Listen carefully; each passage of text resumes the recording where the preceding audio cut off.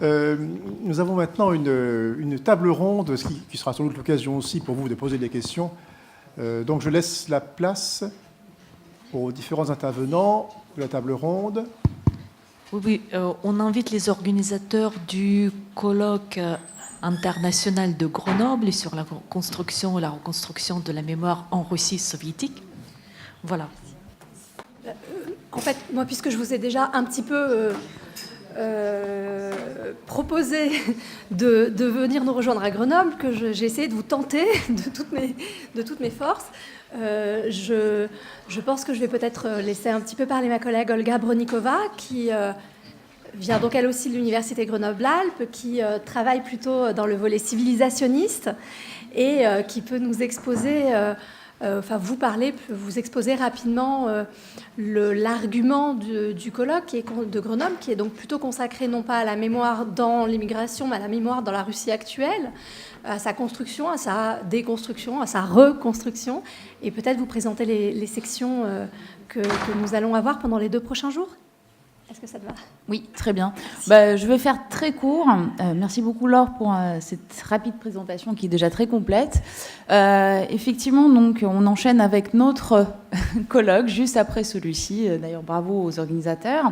Donc, le nôtre a bien lieu à Grenoble, comme vous avez déjà compris, j'imagine, qui s'intitule « Construction et déconstruction du mémoire de la révolution russe, de la révolution de 1917 en Russie contemporaine.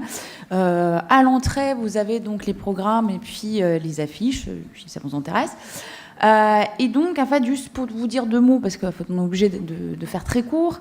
Donc, du coup, d'où on est parti et qu'est-ce qu'on a reçu comme proposition.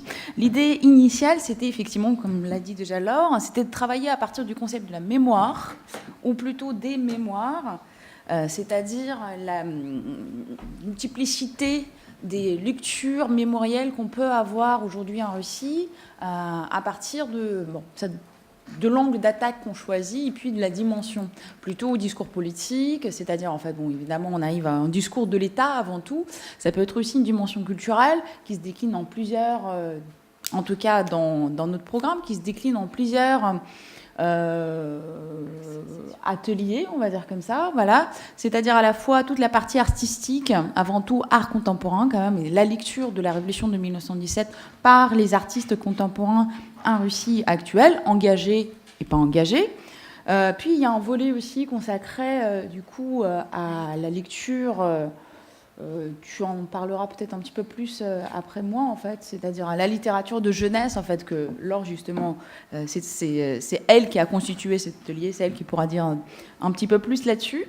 Et donc, du coup, à part ces 2 volets, le discours politique, la culture, la littérature face à la révolution en Russie d'aujourd'hui, on a aussi un volet plus, c'est par ça qu'on commence, en tout cas, demain, la première journée du colloque, l'atelier plus historiographique, on va dire comme ça, c'est-à-dire les nouvelles lectures et les études des trajectoires de 1917, qui sera présenté à la fois par les historiens du droit aussi, pas seulement les historiens de la Révolution de 1917, mais les historiens du droit, donc qui vont en quelque sorte, russes et français, qui vont en quelque sorte, et même italiens, là je viens voir qu'on a même une intervention faite par un chercheur d'Italie, mais un français. Et donc, du coup, c'est une façon d'introduire par justement en fait, l'historicité de cet événement tous les autres aspects que je viens d'énumérer.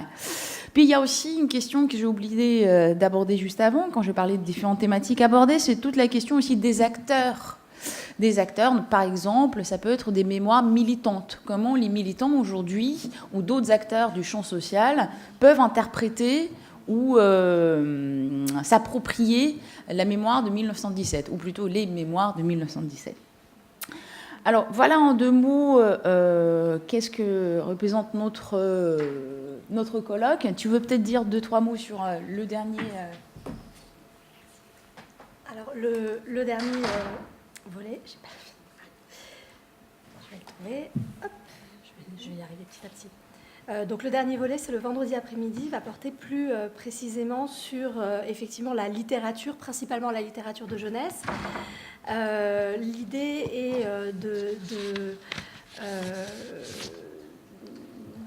nous faire une idée sur la manière dont le discours critique a raconté l'histoire littéraire, l'histoire de la littérature de jeunesse russe et soviétique, et de voir s'il est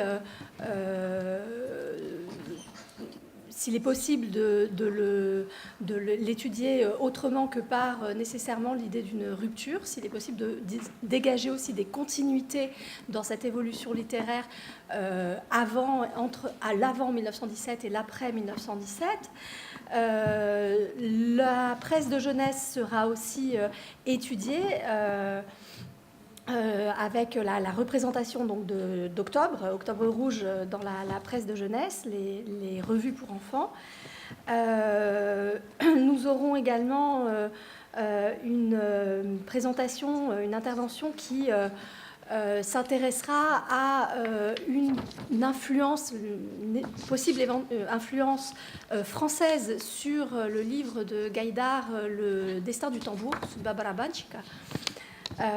Qui serait du coup, qui révélerait en réalité un message crypté dans le texte de Gaïdar. Et nous nous intéresserons également à la constitution du mythe de 1917 dans, de manière générale, le cercle de lecture des enfants, donc pas seulement les littératures de jeunesse, mais aussi les manuels, les films, les dessins animés, etc. Et enfin, une intervention qui là ne portera pas sur la littérature de jeunesse, mais sur 1917 chez Boris Akunin et Dmitri Bykov, dont je parlais tout à l'heure, donc le genre du roman historique et les mythes. Juste pour faire une petite conclusion, après tout ce qu'on vient de dire, et pour ne pas vous retarder très longtemps. Donc du coup, pour le rappel, en fait, cet événement a lieu à Grenoble, sur le campus, à la Maison des Sciences de l'Homme, à la message de l'Université de Grenoble. Donc c'est pas très loin de la gare, si vous voulez venir. En tram, c'est très commode. Voilà, c'est un quart d'heure, 20 minutes à peu près, on va dire comme ça, depuis le centre-ville. Donc vous avez on a une page hypothèse qui est consacrée à cet événement, où il y a aussi toutes les informations pratiques qui sont affichées.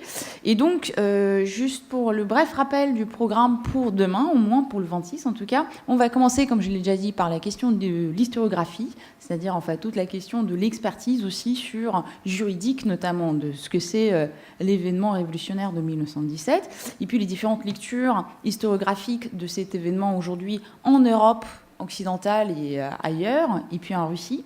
Le deuxième atelier concerne justement en fait ces tensions qui existent aujourd'hui entre les différentes mémoires, ou en tout cas l'interprétation de ces différentes mémoires par les acteurs eux-mêmes, militants, puis ça peut être aussi des musées, des maisons d'édition engagées, etc.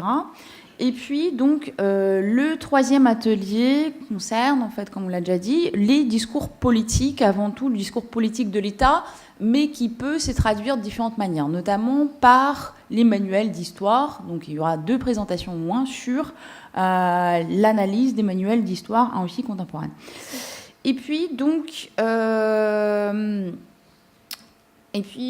voilà, et puis entre, donc ça c'est le programme pour le 26 au moins déjà, pour le 27 en fait, bon, voilà, vous aurez le temps peut-être de regarder de chez vous.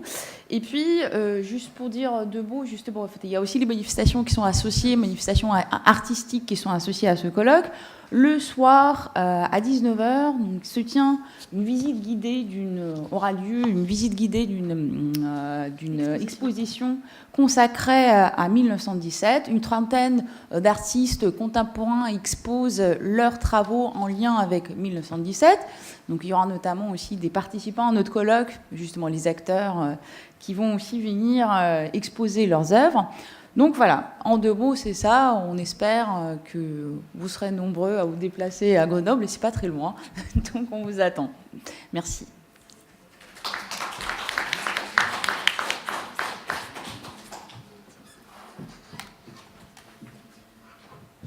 Merci beaucoup, chers collègues.